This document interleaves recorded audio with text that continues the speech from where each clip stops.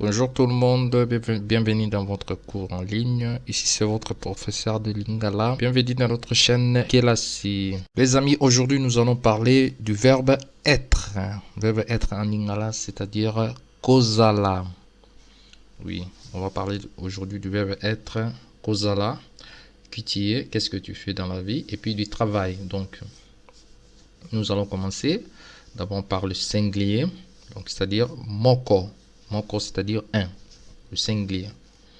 Donc, pour voir, naza. Naza, c'est-à-dire je suis. Naza. Naza, c'est-à-dire je suis. Oza. Tu es. Aza. Il est. Eza. C'est-à-dire it, comme on dit en anglais. Par exemple, pour une chose, on dit eza. Eza, c'est une mangue. Eza, manga. C'est ça. Donc, je répète. Naza, oza, aza, eza. Maintenant, pour les pluriels, nous avons toza, boza, baza. Donc, c'est-à-dire toza, c'est nous sommes. Boza, vous êtes. Baza, c'est-à-dire ils ou elles sont. Donc, je vais maintenant répéter en lingala. Le tukolobela. Verbe être, kozala na lingala.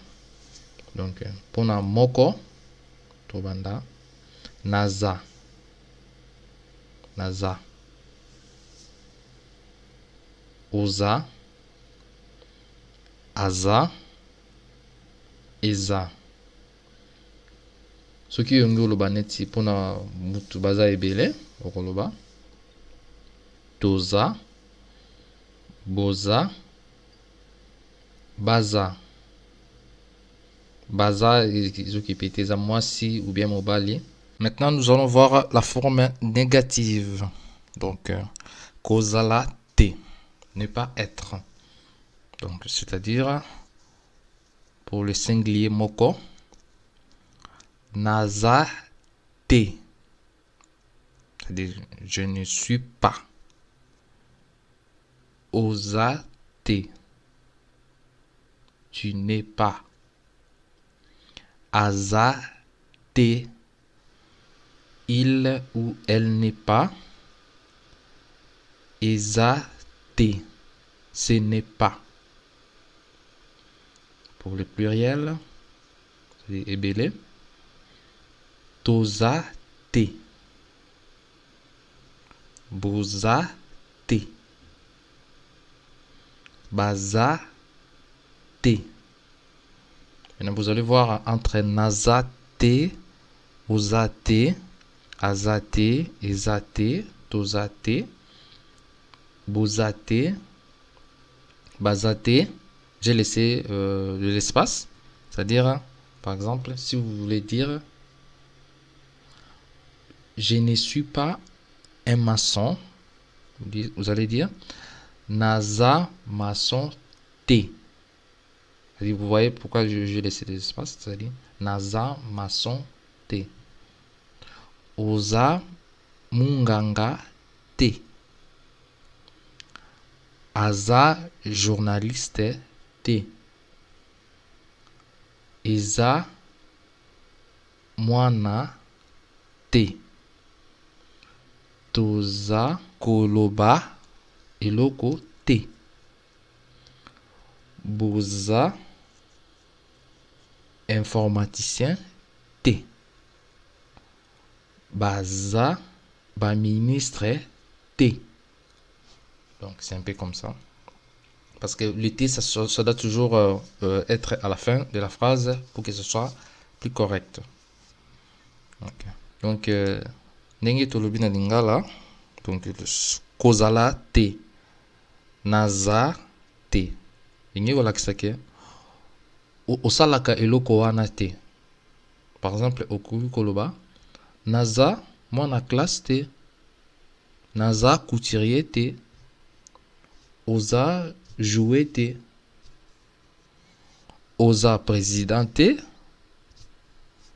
Oza musicien te. Eza frigo te. Toza architecte te. Toza commerçant te. Boza chauffeur te. Baza charpentier te. Donc, souvent, les travails en lingala, on utilise souvent des mots en français. Donc, il y a des mots en lingala, mais ce qu'on apprend ici, c'est le lingala moderne, c'est-à-dire le lingala qu'on parle couramment, c'est-à-dire mélangé avec le français. C'est ce que je vous apprends. Je ne vous apprends pas le pur lingala, parce que le pur lingala, personne ne parle ça au pays. Donc, les lingalas, c'est se mélanger avec le français maintenant. Donc, on va prendre un lingala. Si vous partez à Kinshasa ou bien à Baza, vous avez la facilité de comprendre et d'entendre. Parce que le lingala, ça se parle comme ça. Se mélanger avec le français. Il n'y a pas le lingala pur comme les Chinois. On parle que chinois ou hindou, comme ça. Non. Le lingala, c'est mélangeant avec le français. Souvent, vous allez voir des chiffres, des semaines. Le métier, donc c'est un peu mélangé. Donc avec la pratique, vous allez voir. Maintenant là, nous allons voir le verbe être qu'on a appris avec les travail. Comment ça se mélange. Donc mosala, donc c'est le travail en lingala. Donc pour les singuliers, nous allons voir, pour poser la question à une personne, qu'est-ce que tu fais dans la vie? Vous allez dire osalaka nini. Osalaka nini. Qu'est-ce que tu fais? What is your job? Qu'est-ce que tu fais dans la vie? Osalaka nini. Et puis la personne va vous répondre naza munganga. Naza munganga, c'est-à-dire je suis infirmier, je suis médecin, je suis docteur. On dit naza munganga.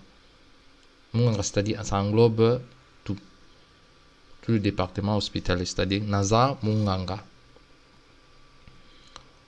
Osalaka wapi. Où est-ce que tu travailles? Osalaka wapi. La personne va vous répondre na, c'est-à-dire j'ai. Nasalaka na hôpital. Nasalaka na hôpital. Na, c'est-à-dire j'ai. Nasalaka na hôpital. Si vous vous souvenez, c'est que nous avons appris nasa, c'est-à-dire, maintenant vous allez aussi wapi, c'est-à-dire où. Osalaka wapi. Nasalaka na hôpital. Maintenant pour plusieurs, c'est-à-dire pour le pluriel, ebele. Vous allez vous demander qu'est-ce que vous faites dans la vie. Bosalaka nini. Bosalaka nini.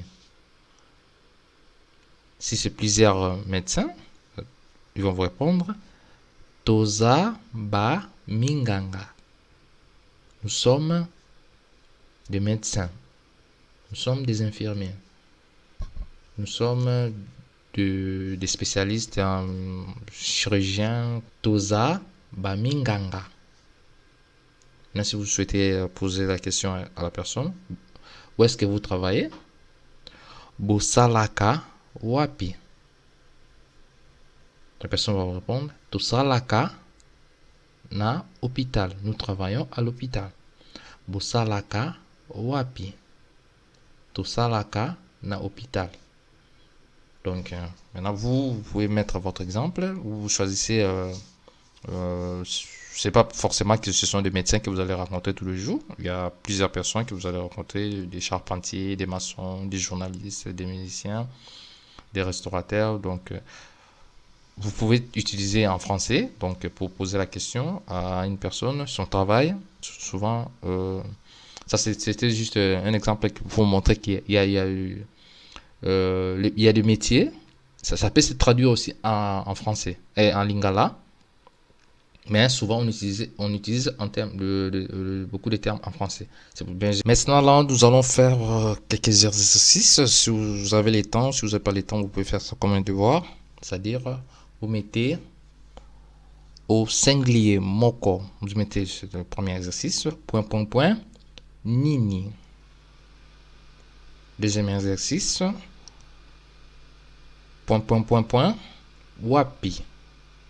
Donc, vous vous référez à ce que nous avons appris précédemment. Maintenant, au pluriel, point, point, point, nini. Point, point, point, wapi. Donc, vous choisissez le métier de votre choix, le métier que vous souhaiterez. Donc, peu importe. Et puis, vous formez une phrase. Donc, pour plus de facilité, vous pouvez parler ça avec une personne qui est en face de vous. C'est-à-dire, vous posez à la personne la question et puis il vous répond. Et puis, la personne vous pose la question et puis vous répondez. Et puis, comme ça sera plus facile pour retenir ce que nous avons appris aujourd'hui. Merci beaucoup de nous avoir suivis. Et donc, n'oubliez pas de mettre un pouce bleu pour ne pas rater et puis activer la cloche pour ne pas rater le prochain cours. Merci à vous, portez-vous bien et bonne journée.